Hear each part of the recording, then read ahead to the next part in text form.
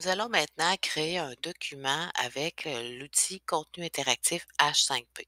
Vous cliquez sur Ajouter une activité, vous sélectionnez H5P contenu interactif, vous cliquez sur le bouton Ajouter, vous lui donnez une brève description. Ensuite, vous sélectionnez le menu de A à Z, vous cherchez l'outil Documentation Tool et maintenant, vous lui donnez un titre.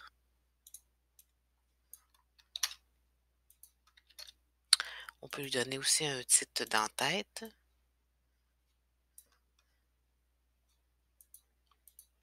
Je vais commencer par ajouter une première page. Donc, je vais choisir une page standard dans laquelle je vais ajouter un premier élément. Donc, dans ma page standard, je vais lui donner un nom et je vais aller sélectionner une image. Je vais cliquer sur le bouton Ajouter et je vais aller chercher une image que j'ai déjà sur mon ordinateur.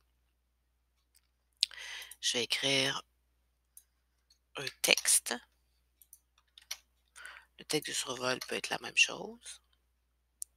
Et j'ai mon premier élément.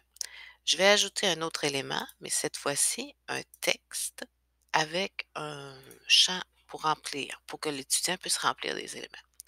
Donc, je vais ajouter une petite description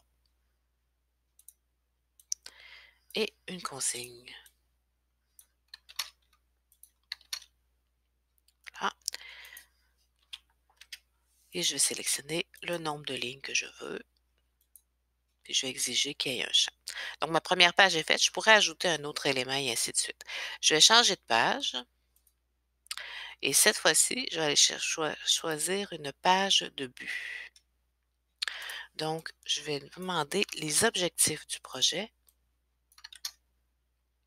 et le reste est déjà rentré.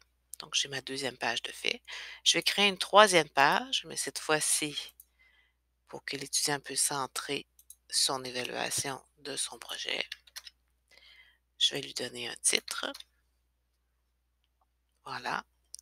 Ensuite, je vais ajouter une quatrième page dans laquelle je vais pouvoir exporter mon fichier.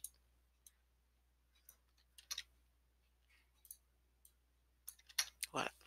Vous remarquerez qu'ici, j'ai ajouté une page de chaque type, mais j'aurais pu ajouter entre la page 1 et la page 2 une autre page standard de texte, une autre image, une autre page pour les buts, etc. Et j'aurais pu changer mes titres pour les différents besoins. Regardons maintenant ce que ça donne. Donc, je vais en bas complètement et je clique sur Enregistrer et afficher. Donc voilà, j'ai ma première page et j'ai l'endroit où est-ce que l'étudiant va venir décrire son projet. Je saute à la deuxième page. Donc, j'ai une page aussi d'objectifs. Donc, je peux créer un nouvel objectif.